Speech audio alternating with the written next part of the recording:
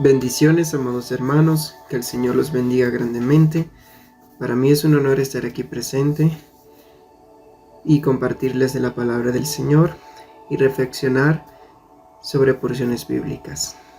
Para mí es un honor estar aquí una vez más presente a través de este medio, compartiéndoles de la palabra del Señor. Para los que no me conocen, mi nombre es Alejandro Betancourt y desde hace un tiempo he tenido el privilegio de, a través de este medio de programa radial, compartir la palabra del Señor. Bendigo la vida del pastor Raúl, el cual me ha permitido expresarme a través de este modo, a través de esta herramienta de la radio, y le bendigo grandemente a él y a su esposa, y bendigo a cada persona de la vida de cada hermano que haya estado escuchando mis programas recientemente. Para mí es de mucha bendición. Esta vez nos vamos a estar enfocando en la serie del Salmo 4. Vamos a tratar de ver algunos versos de este salmo hermoso y pues de antemano digo que vamos a tener varios versículos bíblicos, un poco de dato histórico, por lo tanto también vamos a pues tratar de hablar y abarcar todos estos temas, y pues el que tenga lápiz a mano, papel, su Biblia, para que anote todo, pues sería de gran ayuda para que no olvide la enseñanza y cada vez que quiera recordarla lo puede hacer. Vamos a enfocarnos en el Salmo 4, así que abran sus Biblias en el Salmo 4. La palabra de Dios dice así: Respóndeme cuando clamo, oh Dios de mi justicia. Cuando estaba en angustia, tú me hiciste ensanchar. Ten misericordia de mí y oye mi oración. Hijos de los hombres, ¿hasta cuándo volveréis mi honra en infamia? ¿Amaréis la vanidad y buscaréis la mentira? Sabed pues que Yahweh ha escogido al piadoso para sí. Yahweh oirá cuando yo a él clamare. Temblad y no pequéis. Meditad en vuestro corazón, estando en vuestra cama, y callad. Ofreced sacrificios de justicia y confiad en Yahweh. Dejémoslo por ahora hasta allí. Palabra clave del día será justicia, cual refrescamos en el verso 1. Respóndeme cuando clamo, oh Dios de mi justicia. El término correcto acá en realidad es rectitud, dado que en una investigación profunda me pude notar que en vez de decir la palabra justicia como tal, se refiere a la palabra rectitud. Pues al compararla el término original en el hebreo, la palabra para rectitud es sedek o sedetka, que es el término que sale acá en el verso número 1 del capítulo 4 de Salmos, y el cual también se encuentra en el Salmos 23:3, que dice así: Confortará mi alma, me guiará por sendas de rectitud, por amor de su nombre. Esta palabra justicia normalmente pues aparece en lugar de rectitud.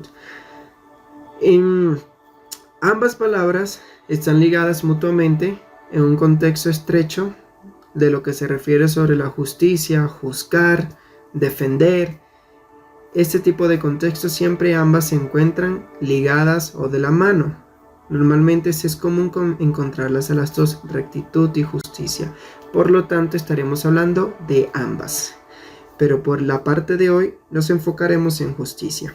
Pero antes de hablar sobre la justicia en el contexto bíblico, quiero hablar sobre la justicia en un contexto histórico de una nación que probablemente todos conocemos, y es de la antigua Grecia. ¿Por qué quiero hablar sobre esta nación? Pues porque quiero resaltar un poco de cómo era la justicia en la antigüedad, y si en realidad estas naciones cumplían el criterio según la Biblia, y ver cómo en realidad ellos tenían este concepto de la rectitud. Así que hablaré un poco brevemente, lo más rápido que pueda, sobre la justicia en Grecia. En Grecia no era como en Grecia, o en este específico, o para ser específicos, en Atenas, no existía una institución alguna análoga al ministerio fiscal de los tiempos modernos. Así que era un deber de todos y cada uno de los ciudadanos denunciar los crímenes o delitos que llevaban a su conocimiento. No había como un magistrado judicial para llevar a cabo los juicios en contra de los crímenes que ocurrieran de forma, por así decirlo, pequeña, mediana y grande. Así que los que se encargaban de esto era el jurado popular, que era una de las características básicas de la justicia griega. Esta reforma fue llevada a cabo por Pericles y proporcionó una gran participación de los ciudadanos a la hora de impartir justicia. O sea, eran las personas que tenían el poder de impartir la justicia. Era un deber de todos y cada uno de ellos denunciar los crímenes o delitos que llegaban a su conocimiento. Esto era parte de la democracia y como tal aquellos que trabajaron como jurado deberían recibir una remuneración. Esos lugares donde se enseñaba la justicia se llamaban dicasterios. Los dicasterios eran un tribunal del pueblo de Atenas en la antigua Grecia que efectuaba una especie de control judicial de los decretos votados por la asamblea ateniense, o bien conocido como la eclesía. El lugar donde se llevaba a cabo la asamblea, la eclesía, para llevar a cabo el juicio era en el Pnyx. Era una colina rocosa que se encontraba en la ciudad de Atenas. Estaba a una distancia considerable del ágora, el cual era el centro económico, cultural, político de la ciudad de Atenas, de la Acrópolis, y también se encontraba, digamos, distante normalmente pues de las viviendas, de las casas, debido a que las asambleas tomaban aproximadamente de 3 a 4 horas o eran tenidas por, digamos, de ser como lugar de entretenimiento. Dado que estos lugares, los Pnyx, albergaban aproximadamente de 6,000 a 13,000 personas, donde se tenía una organización donde tenían aproximadamente unos entre 1,000, dependiendo si había muchas personas, pues se podían tener hasta 1,000 jurados, o sea 1,000 jueces para poder dictaminar un decreto. Si había menos personas, se tenían aproximadamente 500 jurados, de los cuales pues eran hombres griegos libres que hacían participación del jurado popular. ¿Qué es lo que sucede? Todas las personas tenían el derecho de juzgar, pero todo parecía hermoso y todo parecía funcionar en esta sociedad democrática hasta que aparece un personaje muy curioso, el cual es llamado el adulador profesional, como sobrenombre Psicofanta. Este era un personaje, un denunciante profesional que generalmente cobraba del interesado en denunciar, que no deseaba hacerlo por sí mismo. Eran conocidos y temidos por las personas honradas que siempre podían verse envueltas en una denuncia falsa. El término psicofanta designa a un individuo despreciable. Eran hombres malvados o simplemente indiscretos y pendencieros, incitados del deseo de perjudicar o por el espíritu de intriga. Formulaban acusaciones arbitrarias en general contra los ciudadanos de mayor relieve cuya tranquilidad se perturbaba. Otros se aprovechaban del derecho que la ley concedía a todo hombre libre para sonsacar dinero a aquellos a quienes podían amenazar con una denuncia. A tales se le designa ya desde el siglo V a.C. con el término o el odioso término de psicofantas, comprendiéndose en este concepto a todos aquellos que hacían denuncias ligeras, sin motivo o por motivos infundados. Conclusión: actuaban de 3 maneras. Una, a favor de las personas que querían poner una denuncia falsa en contra de su prójimo. 2, simplemente por el mero hecho de la ociosidad, de, por así decirlo, querer ver conflicto y ver el mundo arder, hacían denuncias falsas. Porque, como lo mencioné, en estas asambleas donde se llevaban a cabo estos juicios eran tenidas como en medio de entretenimiento. Antes de llegar el circo romano, este tipo de asambleas donde se llevaban a cabo juicios, pues se veían como una gran asamblea de entretenimiento, por así decirlo. Y pues supongamos que digamos un tal sujeto llamado Hermes hoy estaba pues recostado en su cama, aburrido, sin tener nada que hacer, pues se le ocurría la brillante idea de levantar un juicio falso en contra del señor que vende aguacates. Y resulta ser de que lo esparcía por toda la ciudad y llamaban asamblea y luego todos se reunían y todos debatían y daban su punto de vista al respecto y el sujeto se entretenía, simplemente con levantar una denuncia falsa en contra de su prójimo. Eso era una forma de operar. Otra forma era que amenazaban a la gente de alto poder en la ciudad de Atenas o en otras ciudades, griegas, donde simplemente los amenazaban con denunciarlos falsamente si no le daban la suma de dinero que ellos pedían. Esas personas eran altamente letales y llevaron a muchos a la quiebra y a la ruina. Y esto fue bastante problemático en los tiempos antiguos. Entonces vemos que la intención de los griegos al dejar que cada ciudadano libre tuviera la oportunidad de denunciar parecía muy buena, noble, pero a este sistema carecer de un filtro recto, correcto, llevado por una moral ética a la hora de juzgar, carecían de todo esto, este sistema se desmoronó.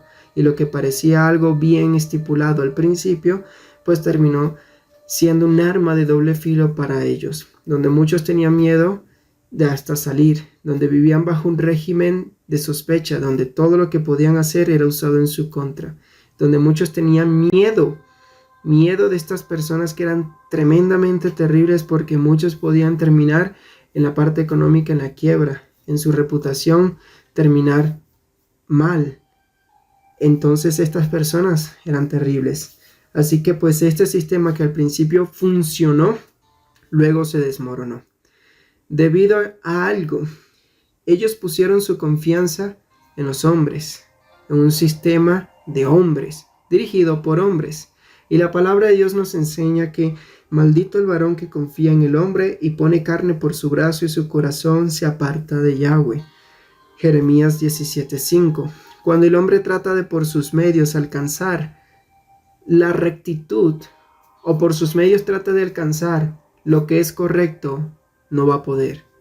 Porque si no tiene a Dios en su corazón, su entendimiento está nublado, entenebrecido, y no puede alcanzar ese objetivo. Además, al hacer este tipo de acusaciones falsas, esas personas violaban la ley del Señor, porque dice así: no admitirás falso rumor, no te concertarás con el impío para ser testigo falso. Éxodo 23:1.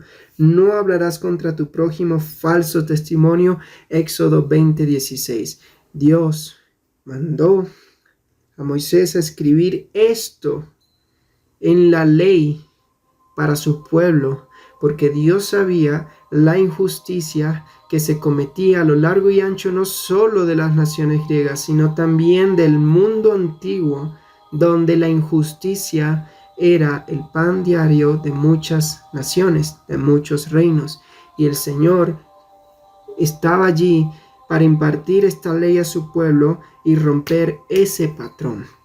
Y es allí donde vamos a comenzar a indagar cómo es la justicia, ¿verdad? En el ámbito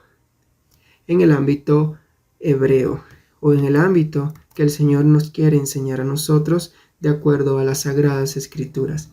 Para eso vamos a comenzar a definir el término justicia. Y quiero que presten muy bien atención. Vamos a definir tanto lo que es el verbo como un sinónimo y el sustantivo. ¿Ok? Verbo con su sinónimo y el sustantivo. El sustantivo para justicia es el término hebreo mishpat. M-I-S-H-P-A-T. Mishpat.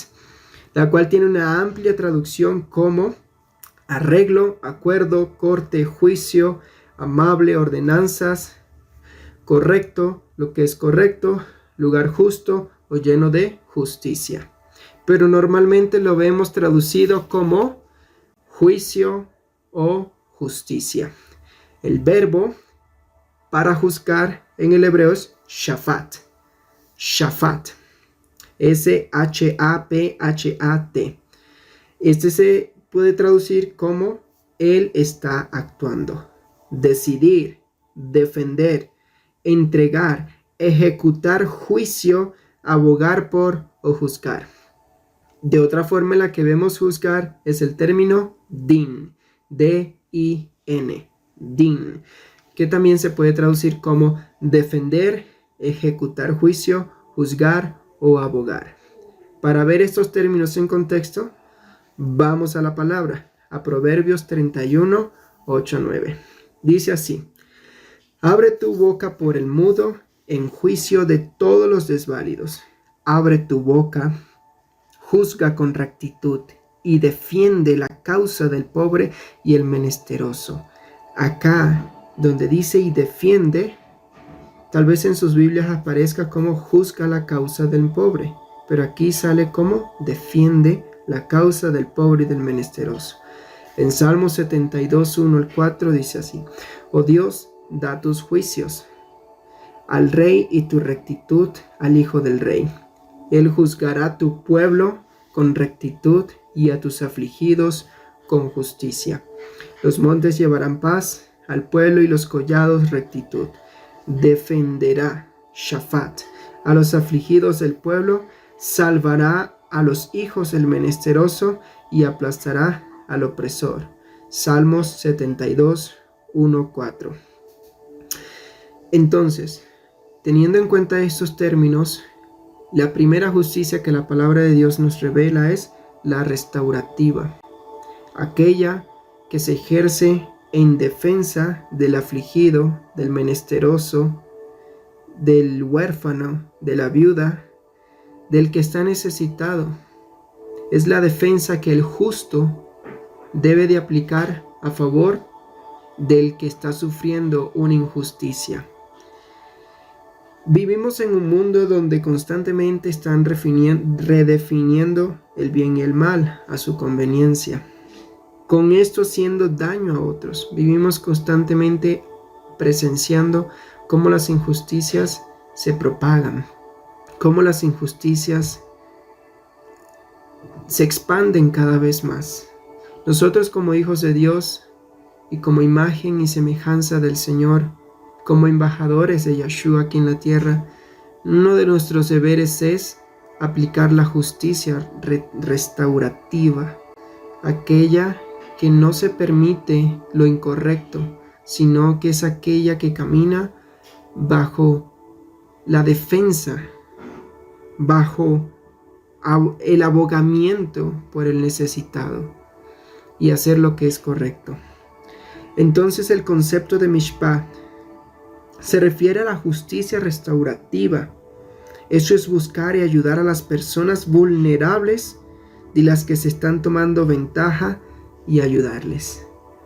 Entonces, en primera instancia vemos el primer concepto de justicia es una justicia restaurativa, la cual defiende y aboga. Pero eso no es todo el contexto de justicia. El siguiente contexto es el de la retributiva, la cual juzga y paga según sean nuestros caminos. Pero normalmente esta justicia se ve aplicada, la retributiva, hacia los impíos. Como dicen Salmos 75 del 7 al 10. Dice lo siguiente: mas Dios es el juez, y a este humilla y a aquel enaltece, porque el cáliz está en la mano de Yahweh y el vino está fermentado, lleno de mistura, y él derrama del mismo hasta el fondo. Lo apurarán y lo beberán todos los impíos de la tierra. Pero yo siempre anunciaré y cantaré alabanza al Dios de Jacob. Quebrantaré todo el poderío de los pecadores, pero el poder del justo será exaltado. Aquí el término impío es rasha. Es un hombre malvado, culpable, ofendedor, retorcido o un hombre retorcido. Esa justicia retributiva ha caído o va a caer en el juicio final sobre estas personas. El término impío se puede definir como aquel que aborrece la corrección de Yahweh, aquel que tiene parte con los adúlteros y ladrones, aquel que engaña y levanta falso testimonio contra su prójimo. Lo podemos ver en Salmos 50, 16 al 20. También como aquel que se olvida de Dios y que persigue al pobre. Salmos 9, del 9, 17 y 10, 2. Además, se puede definir como aquel que no aprende rectitud y no mira a la majestad de Dios, una persona alejada completamente de Dios. Isaías 26, del 10 al 11. Vemos que es todo lo contrario de lo que un hijo de Dios debería de ser. Pero tengamos en cuenta algo y meditemos en esto, que la justicia de Dios es maravillosa, perfecta y única. Y el Señor quiere que nosotros tengamos ese carácter en nosotros, que defendamos al inocente y que tengamos en cuenta de que debemos de vivir en la rectitud. En conclusión, vayamos a el Salmo 82 y leámoslo un poco y meditemos allí para ir cerrando. Y dice así: Dios está en la reunión de los dioses, en medio de los dioses juzga. ¿Hasta cuándo juzgaréis injustamente y aceptaréis las personas de los impíos? Defended al débil y al huérfano, haced justicia al afligido y al menesteroso, librad al afligido y al necesitado, libradlo de mano de los impíos. No saben, no tienen, no entienden, andan en tinieblas, tiemblan todos los cimientos de la tierra. Yo dije, vosotros sois dioses y todos vosotros hijos del Altísimo, pero como hombres moriréis y como cualquiera de los príncipes caeréis. Levántate, oh Dios, juzga la tierra, porque tú heredarás todas las naciones. En conclusión, somos ordenados a defender al débil y al huérfano, a hacer justicia al afligido y al menesteroso. Entonces tenemos en cuenta dos conceptos: la justicia restaurativa y la justicia retributiva.